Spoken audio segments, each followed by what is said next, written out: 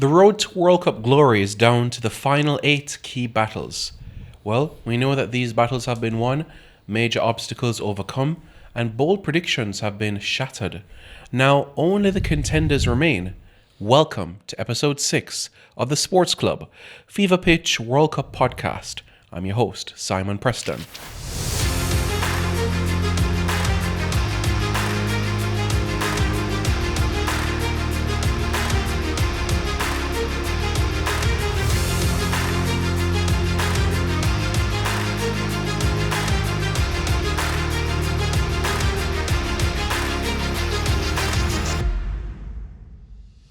This broadcast is brought to you by Ray & Nephew, Flow, Just Bet, Sunshine Snacks, JN Bank, and Western Sports, your hub for official World Cup kits. Today, as you can see, based on the guests that we have on our panel, we'll be breaking down the round of 16 of the competition and what lies ahead for the final 8. I am joined by the Brazilian Jamaican, Brian Pitta, the Portuguese Jamaican, Rashid Parchman, and the Frenchman, Daniel Blake. Gentlemen, thank you very much for being on. We really appreciate it. Firstly, Brian, how are you? As I was saying off here, what a week. As a Brazilian fan, as a Cristiano Ronaldo fan, it's not been a good week. I feel like, I think the Brazil one, ironically, wasn't much of a surprise. It was the Portugal not beating Spain, to me, was more of a surprise. Brazil, I was more disappointed in Brazil and how they played. And I'm sure we'll discuss that more, but I was very disappointed. They didn't show up to play. They looked like underdogs and they let Norway completely boss them, which is, to me, is crazy. But yeah, I'm recovering. So that's what I can say. Brian, based on the mood that you got from speaking to fellow Brazilian fans and mingling with fans across the island, did you get the feel that the expectation was for the glory, or it was just a deep run in the competition? All right, so as Brazilian fans, we would want our team to win the entire thing, but realistically, we did expect at least to beat Norway. For the past 20 years, we've made it to the quarterfinals in every World Cup. So being knocked out in the round of 16 is unprecedented waters. I think it's the first time since 1990 that Brazil hasn't made it to the quarterfinals. Yeah. So the expectation is always there for Brazil to make a deep run. But I don't think, like speaking to some of the fans, they were just so shell-shocked at how the team played. The intensity wasn't there. Yes, they created some chances, but they just didn't look like they wanted to win. And it was very, very surprising just by the overall display or the lack of quality from the Brazilian team. And, kudos to Norway. You can't take anything from them. It's not just a one-man team, but one man definitely was the difference between Brazil and Norway. But yeah, kudos to them. Daniel, was this an upset, the result? No. Mm-hmm. No. Okay. Unless you want me to go deeper, because from the very beginning, Brazil should not have been regarded as a favorite, as a top 8 team at the World Cup, regardless of who is their manager, who they brought. Brazil hasn't looked good for the past 2 years. And you go up against Norway, who under the radar have been one of the best teams in Europe. And it's not just Erling Haaland and Martin Odegaard. They've managed to develop a system, which is why they ensured that they were as fresh as possible. A lot of people are saying, why would you rest those players against France when you want to have the quote-unquote easier side of the bracket? Norway was looking at it thinking, we can beat anybody. And when you have one of the best number 9s in the world, one of the best number 10s, when you have, players like Sander Berge in your midfield, you're going to think that we have a chance. So I don't think any reasonable Brazil fan should be shocked by that performance. Come on, you did at least expect Brazil to perform better. That's not how Brazil performed. I did not. Yeah, but they underperformed. And that's what I expected. But they didn't perform like that. I told you that from the very first episode. If you thought that Brazil played well at any point during this tournament, then I don't know what to say to you. What do you mean? I think we played well. I think I guess the opposition, all right, so the quality of the opposition wasn't as you know, it's not even about the quality of opposition. Haiti played a high line against Brazil. No disrespect to my Haitian brothers, but you can't do that against Brazil. They got away with one against Morocco, which I thought was supposed to be a springboard, but then you go against Scotland and then you don't look great either. You struggle against Japan. There's no way then you can play one of the top 5, top 6 teams in Europe and then say you're shocked by their performance. You really shouldn't be. If you want to say that, well, boy, I was hoping for an upset, but this Brazil team, they've shown you who they are for the past 2-3 years. Yeah, but at the same time, given the players selected in the Brazil team and looking at their performances throughout the club season, it's reasonable to think that you get good performances out of Brazil at this World Cup. Expectation and reality are two different things. Yeah. Because coming into the World Cup, looking at the players in form, think of a player like Casemiro. Casemiro was doing excellently at Manchester United. The Casemiro we saw in this World Cup is not the Casemiro we saw at Manchester United. So, yes, Brazil did not live up to the expectations, but it's unfair to say that just because they weren't playing well, it's unreasonable to expect better from Brazil. Do you know that club football and international football are two different things? No, but we use club football to gauge the... Why do you pick players for the national team? Isn't it because of the performance? So hold on. What's your selection criteria? What I'm saying to you is Vinny has been a Ballon d'Or candidate for the last 2 years. It's not like Brazil just magically turned up in this tournament and looked ordinary. They've had these same players who've been performing for their clubs and they haven't looked great. That is true, but why is there a but? No, because you said it's unreasonable to expect Brazil to do well. And I don't maybe it's wrong. Maybe it's wrong, but it's not unreasonable. There's a difference. Yeah, that's very harsh. It's unreasonable. Yeah. I mean, heading into the tournament, you see the team on paper, the two best centre backs in the world. You never expected those performances from Casemiro. They've had the two best centre backs for the past 2 years. You have Rafinha. They've had these quality, players. Yeah, but the quality within the team is still sufficient enough for you to expect. Why did you expect France to do well with this squad? Because there are so many new players in this France squad. It's not because France have proven over the years that they're a great team. Not with those players. Based on your logic, you're looking at what the team has done. 80% of France's team is the same from the previous. However, key players in this France team are not the same. It's a similar coach, so the system that the coach brings in is one that fits his system, so to speak. And you pick players based on that system, players who have been playing with it. You don't just grab anybody off the street and put them there. But I think, speaking about that though, the selection has to come into question. You know, Carlo Ancelotti's selection, I think. One in particular, I know hindsight is 2020 as we discussed off air, but João Pedro not being there seems, to me, not necessarily a big miss, but he could have helped, especially in the game against Norway. Yeah. I just feel like they were really missing that control, that ball carrier. But it's also unfair to put all the blame on Carlo Ancelotti, because I think Brazil as a whole, the football federation, is going through a situation where they need to be developing better midfielders.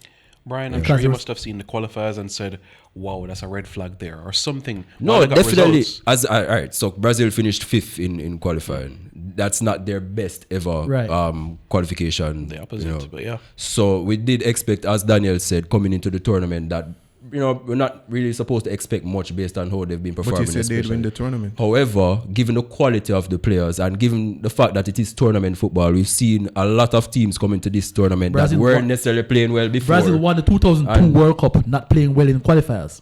Yeah, and also at a 26-year drought of not winning the World Cup. So you can't really use the fact that they weren't playing well before and say that we shouldn't expect. To get to the World Cup. I don't agree that. But what I will say is it is of no surprise, really, that they did falter to Norway. Or not much surprise. Yeah. Because we saw the issues and Norway were able to exploit those issues. And they're out because they just didn't deserve to progress. But it's some, we need to have not me, I'm not a Brazil fan or anything, but anybody who's a serious fan of Brazil or anybody who is in a position to make changes at Brazil need to look at their grassroots system and the players they're developing. They're not developing those types of midfielders that control games, because the players that they have selected, Danilo Santos in midfield.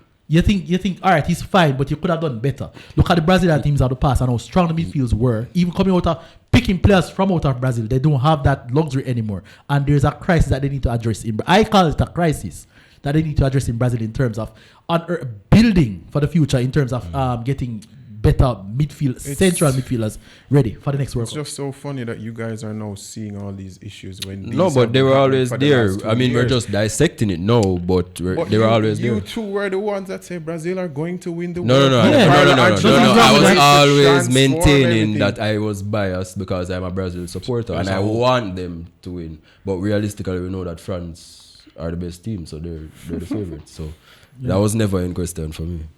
What for you, Brian, based on what Rashid had said, is it more a situation of is it just the midfielders element, or it's something much, much deeper than that? Well, if you take a look at Brazilian football over the past 20, 40 years, they've always produced, several quality players within their team. You look at the last time they won the World Cup, they had the Rivaldos, they had the Ronaldinhos, the Kakas, the Ronaldos, Roberto Carlos. You look at the Brazilian team today, they don't really have those personalities within the team. Now, I don't know.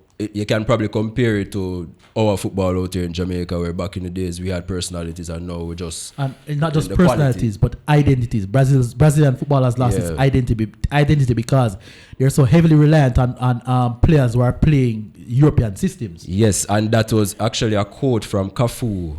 I think a few years ago, he said that Brazilians going to the Premier League is actually going to be a detriment to Brazilian football because it's more tactical. Yeah, it's more tactical. It takes away from the samba style. It's more focused on numbers. Right. So I think Brazil will have to definitely revamp their grassroots program. Look at how they're developing their players going forward, because it looks worrying going forward. Yeah. We'll see what lies ahead with Copa America ahead in 2 years' time from now. Daniel, I'll start with you for the next game, Mexico-England. Was this the match of the round of 16? Hard not to say. I thought one of the reasons why it felt so big was because it was in the Azteca. I think if this was in California or Miami or something, I don't think it would have the same thrill. But it was the fact that 80,000 Mexican fans really wanted to see the downfall of the quote-unquote colonizers.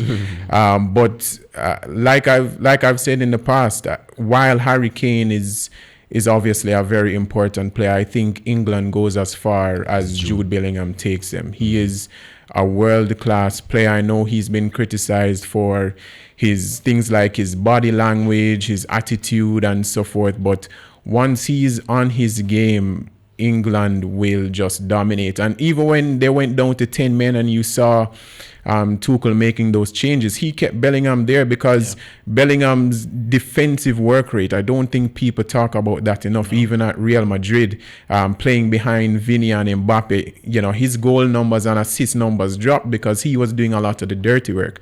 And you saw it there at the Azteca. He was working his socks off. And credit to Mexico, even though you are the host and there are some expectations of you, you're still going up against one of the best teams in the world, and they went toe to toe.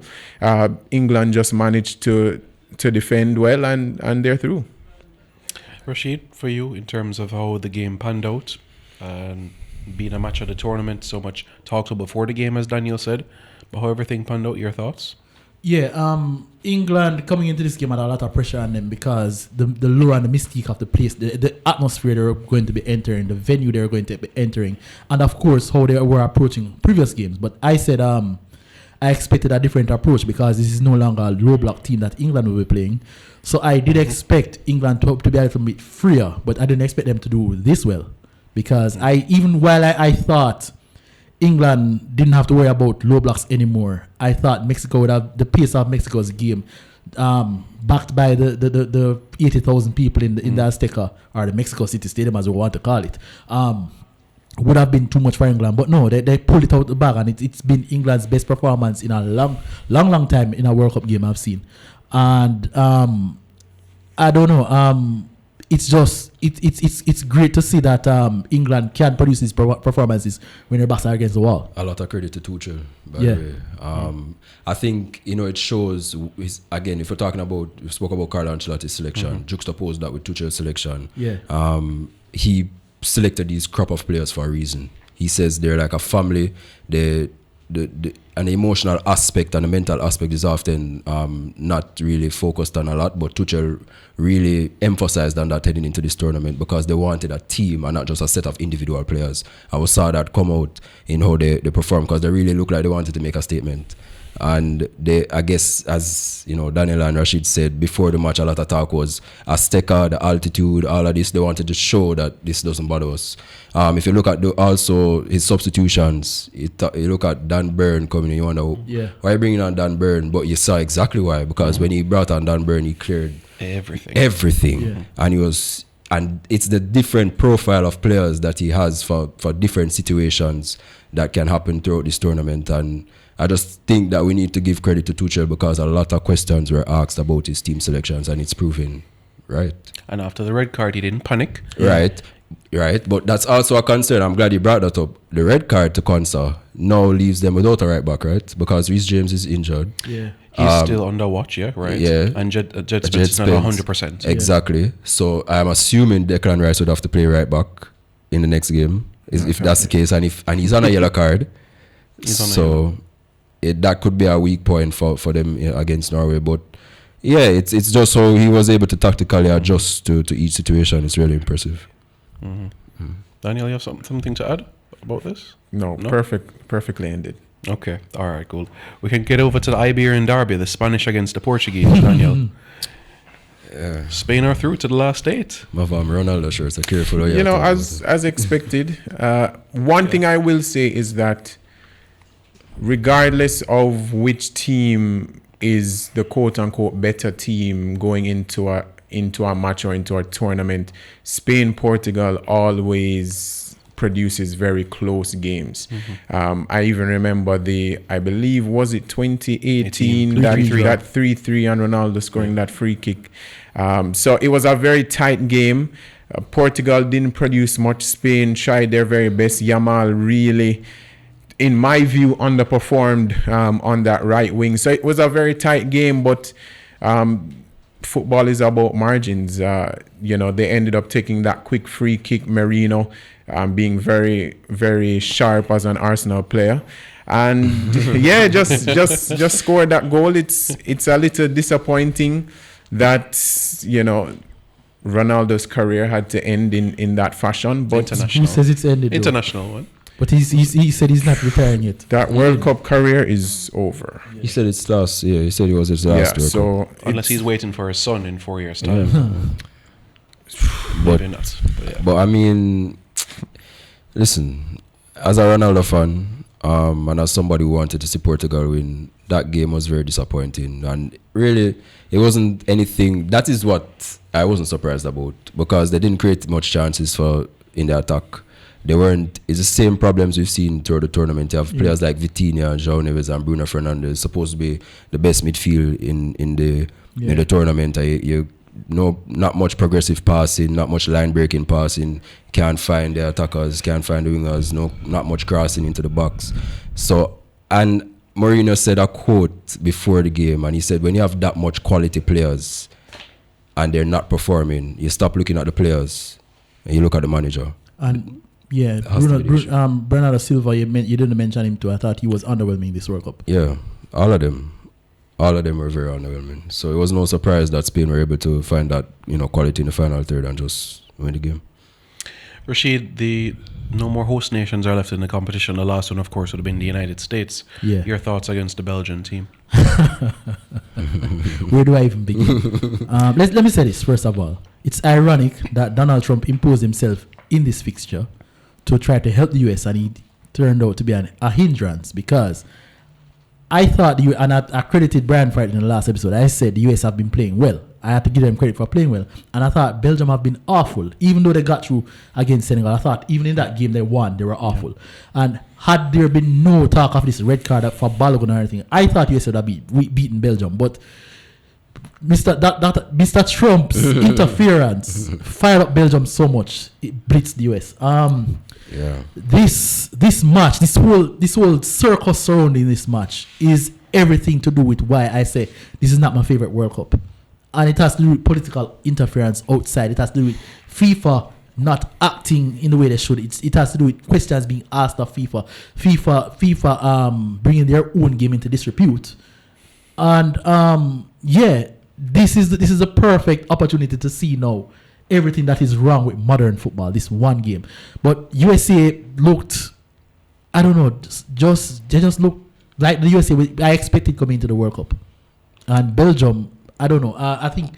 I don't think we're gonna see a performance this strong from Belgium in the next round. And kudos to them. Obviously, they were fired up because of the whole. Yeah. You saw them doing Donald Trump celebration when Lukaku scored, but from the first whistle, they didn't allow USA to get into their rhythm. They didn't allow USA to stay too long on the ball. They were pressing. They were all over the place trying to make sure that they disrupted USA system, and they looked like they really came out to prove a point.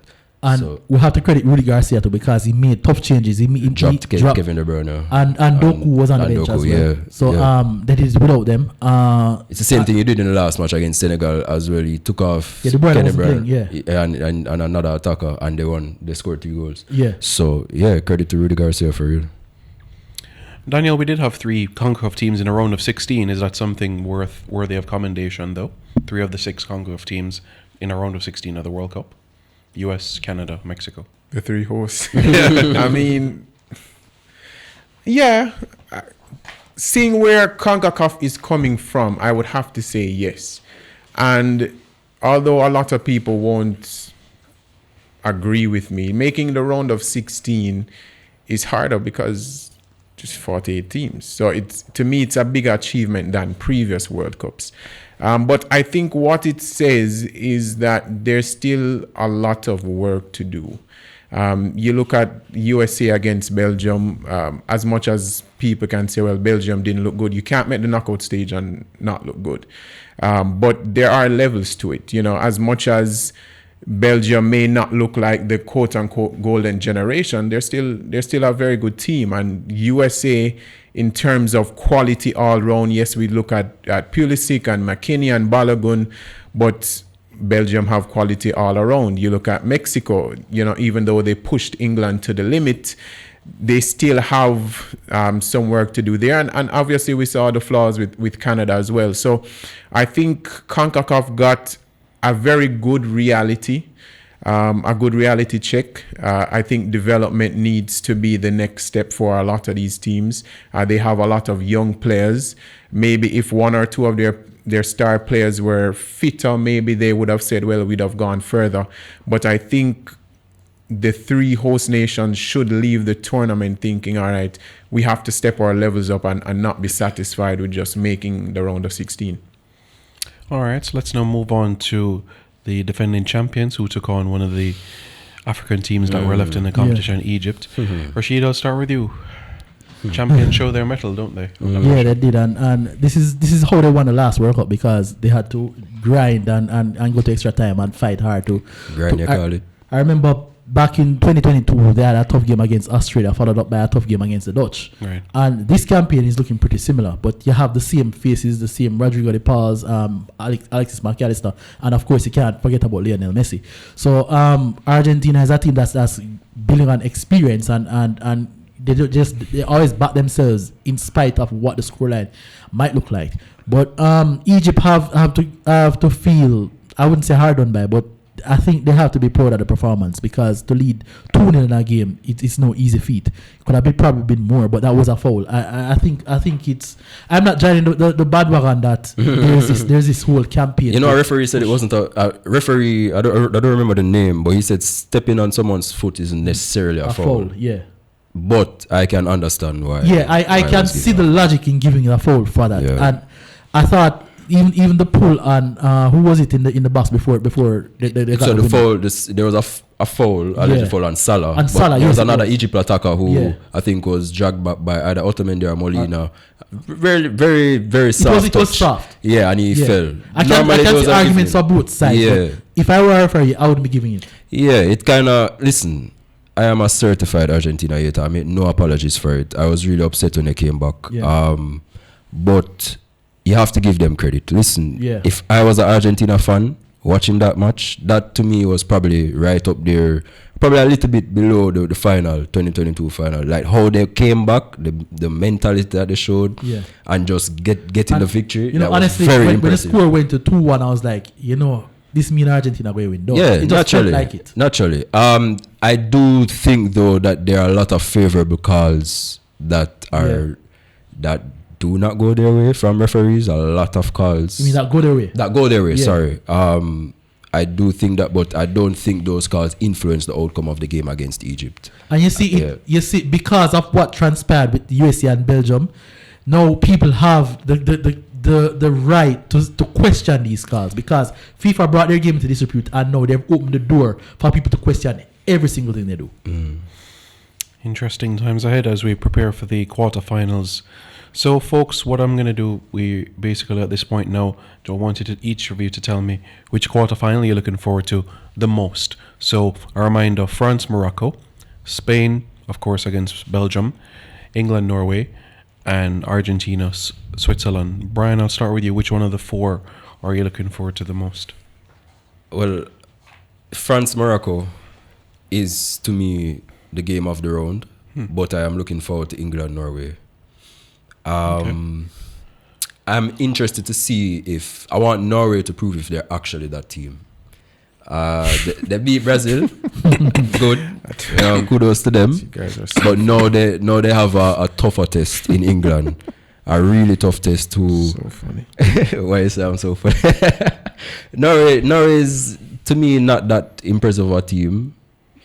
You can't make the quarterfinal of a competition. They're not. Impressive. I understand that logic. No, I understand that logic, but you cannot. They've been efficient. Yes, you cannot. They've been efficient. They've been efficient, but not. What about Switzerland is impressive? Yeah, I heard it, but answer me. What about France is impressive? You cannot. I don't agree with the that. Quarterfinal of any competition. That's not true. But what's so impressive about Switzerland? Tell me then.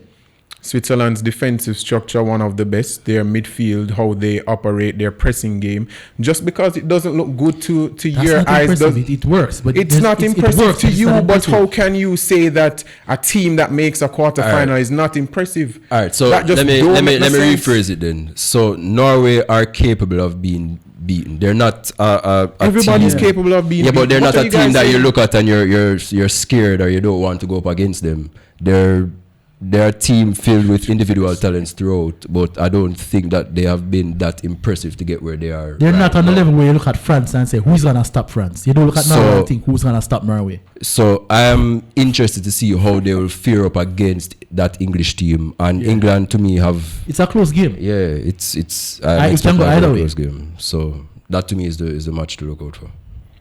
Rashid? Yeah, for me it's France Morocco, because it's a rematch from the 2022 semi-final. I think Morocco will be looking at France and thinking, you know what? Paraguay kicked them around and roughed them up, and France weren't allowed to be so silky. Can we do it and do it better? I think it's gonna be a physical game for France because of what Morocco will do to them. Morocco played the Dutch in a similar style, even though Morocco were more attacking. They were very physical, and I think they've learned that physicality can get you what you want. So I expect this to be a very feisty encounter, but I still think France will be superior. But it's a match that I've wanted to see again since 2022. The runners-up at the World Cup versus the current African champions, asterisk. That's the one that I am excited for. Okay. I mean, Brian did give us two, so you can give one. Yeah, the other one is still Norway and England, but for reasons we just talked about. Okay. All right, Daniel. I guess I have to be different. Why not Argentina, Switzerland? Even though Argentina's journey in 2022 is similar, this is a team that's 4 years older. And to me, the emotions are a lot stronger than before. You saw Messi crying after the game, which was a little strange to me, but it just shows how much that they wanted that. Boy, that was close. And to go up against a Swiss team, one of the best defensive teams of the tournament so far, it should be very interesting to see if Argentina has that same amount of energy to put out, especially against a very organized and structured team. So yeah, that and the France-Morocco game should be very good. Interesting. You mentioned the energy there. Morocco, why am I still on Morocco? Switzerland, very defensive. They focus on defending. You would expect that they'll drag this game as far as it can go and maybe try to get it to penalties again. Can Argentina manage a third game going into extra time? I mean, or not? Well, that the last one didn't go to extra time, but to work that hard, so deep and so late into another game, can they do that? Similar to 2022, they're like 2 or 3. Yeah, but as Daniel said, they're 4 years older. True. Yeah, but they look like they really, really want to repeat. So and remember, Switzerland aren't that impressive, so Argentina should. But they are. But that is why they'll drag it out. They're not impressive, so they're not coming to attack and grab Argentina by the throat. You know, it's funny you three gentlemen didn't mention the Spain-Belgium game. Is it just a foregone conclusion, a formality? No, Spain have been efficient, but not impressive. Oh gosh. Are you impressed? You can't reach the quarterfinals and not be impressive. Apparently not. But I'm sure, based on what we expect from the European champions, from the team, didn't they make the Nations League final as well? Yeah. You expect a lot better from this Spanish team. Yeah. I mean, Daniel himself admitted that Yamal hasn't been impressive. Not just Yamal this game. Wasn't impressive in that game. Yeah, but he hasn't been impressive at all throughout the tournament. But he's been injured. More from the Spanish team. He's been injured. Fair to him. But you expect more from this Spanish team, given what we've seen from them before. Yeah, and I don't see how you're impressive if you expect more. And to be honest, I don't think they're favorites heading into this Belgium game, but I really think if they give Belgium an opportunity to hurt them, Belgium can hurt them, and we can probably see an upset. So interesting. Very keen games that we have lied ahead of us. So now we're going to look at the rapid fire questions, where I'll pose a question in a word or a phrase. You guys give me your response. Golden Glove for this competition. Who do you think is deserving of that as it stands? Golden Glove. Yeah, the best goalkeeper of the tournament so far. Well, which goalkeeper stood out? I mean, based on right now, it would be the Norway goalkeeper and the Swiss goalkeeper. All right. But obviously that depends on, which team goes, to the final and wins. I would say Emi Martinez winning it again if Argentina win. But yeah, for me it's Arya Nyland, because Norwegians didn't even want him at the World Cup because they're saying he plays for a Russian club, but he doesn't even play for a Russian club. He's on the bench in Russia and they called him anyway, and he's shown that he's not cool. He's coming and he's produced some excellent performances. So for me, it's him. But I mean, the goalkeeper. There are also some impressive goalkeepers in the previous round that you have to look at. You think about Mpasi at Congo, Vitinha, everybody's favorite from Cape Verde. Vozinha. Yeah, Vozinha. Cape Verde, yeah. But right now, if you're just picking from this round, for me, it's Nyland. Yeah. Well, it's general, but okay, no problem. Daniel, David Raya. Story-wise, it would be Vozinha. All right. Okay, cool. If FIFA allowed one wildcard team into the quarterfinals, who would you pick? So like we know who they would allow. Really? As in different from the teams that are currently here? No, a team that has been eliminated already. All right. If they were to bring back one team to the quarterfinals, who would you choose? Who do you want to see back? Okay. Who would I want to see back? Actually, no. I would want to see. Realistically, I want to see Cape Verde back. To be honest, I'd want to see Cape Verde back. Yeah. I think Rashid would want back Portugal. No. Nah. Daniel, answer while I think about it. No, man, keep thinking, man. I hope this generation of Portuguese players never win anything. I mean, I would like to see Colombia back, but Colombia don't deserve to be back because they have an issue scoring goals. Okay. I'm still disappointed by what happened with Colombia in the 2014 World Cup, and I wanted them to redeem themselves, but they just have a problem finding the net. So but that's who I'd want to see back. But I can speak for a certain head of state. Mr. Infantino, make that decision, please. That's a chum. Nothing for the Dutch or the Germans? No. They deserve to be home? Yeah, but although I like what Brian was saying, Cape Verde, bring them back. They're good fun. And they play the game the right way. Not because they're a little underdog team, you expect them just sit back and just defend and feel like it's Costa's last stand. No, they were actually attacking and they play football the right way. They get the ball out of their era. They transition through the phases properly. So it was fun watching them. So I wouldn't mind if they could be back, but yeah, it doesn't work like that. Daniel? Mexico? Okay. I think South Korea looked decent when they came in, but it is what it is, they say. All right, let's head on over to the analyst quiz now, folks. Everybody knows the drill already. So without further ado, here we go. Daniel, what is the nickname of the 3 lions? Oh, my God. Or who was called the 3 lions? No, the question was actually what is the nickname of the England national team. So what I have to do now is give Daniel another question. Yeah. That's what I'm going to do. So I'm going to start with Brian. Brian, what is the nickname of the French national team? Le Bleu. That's how you pronounce it? Yeah, that's correct. Le Bleu. Yeah. Rashid, what is the nickname of the Argentina national team? Albiceleste. Yeah. Yeah, that's correct. Daniel, what is the nickname of the German national team? Can't remember. Don't remember. They're Die Mannschaft. They're Kaiser. Die Mannschaft. No, that's Beckenbauer. Die Mannschaft. Yeah, so the correct answer is what Rashid said. Wonderful. All right, so it's 2-2 right now, heading into the next section. Brian, the biggest win in World Cup history was what scoreline? So was it 5-1? Was it 6-1? What was the biggest scoreline in World Cup history?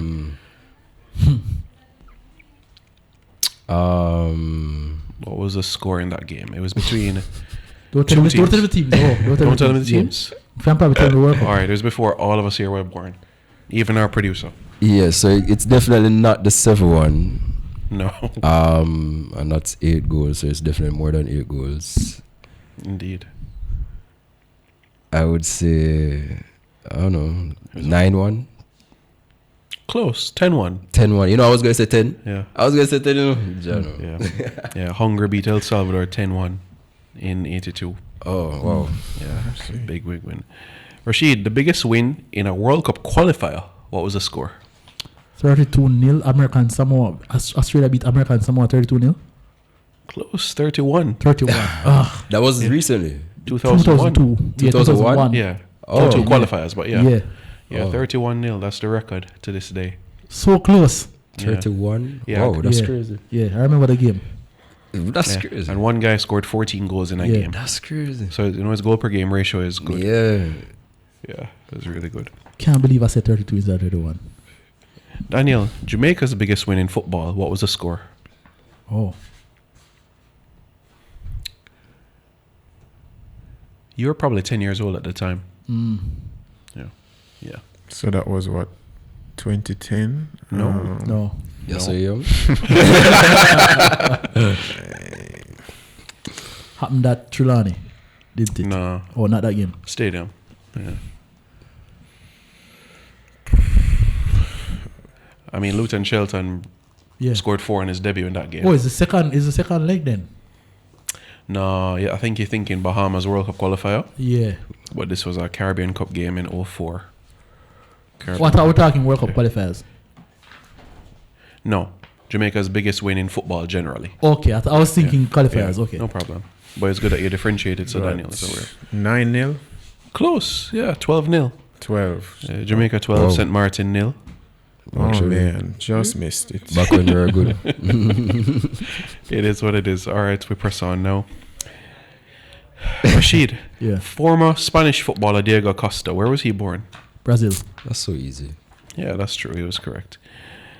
Brian, Canadian player Jonathan David, where was he born? That's so hard. Nah. America? Yeah, it's correct. Okay, there you go. Yeah. Born in the US to Haitian parents. So, yeah, you are correct. And Daniel, Algerian footballer Riyad Mahrez, where was he born? Not in Algeria. You're correct. Thank you so much. I know it's funny, folks. Daniel should know the answer to this question. But I know he was born in France, but yeah, yeah. he was born in France. Very good. All right. Congratulations, Rashid. No, we're tied. Oh, yeah, You have to ask a bonus question. Another bonus question Yes. today. All right. You're fighting hard to give that knock. Yeah, man. Don't it? Done. All right, no problem. So as you know, we have 8 teams left in this World Cup. One of them, of course, is England. The other team they're playing is Norway. So before this World Cup, 2026, what year was the last time that Norway were at the World Cup? 1998. That what? That Norway what? No, Or was that the World Cup?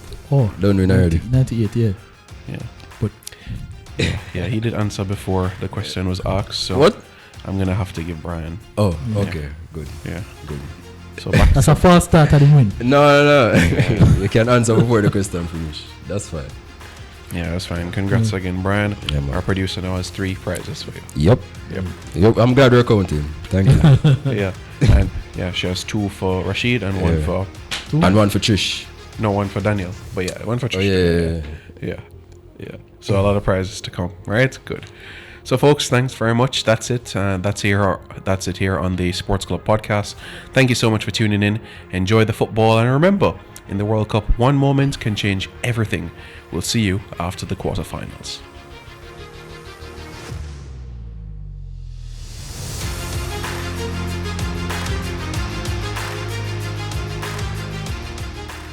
This broadcast was brought to you by Ray and Nephew, Flow, Just Bet, Sunshine Snacks, JN Bank, and Western Sports, your hub for official World Cup kits.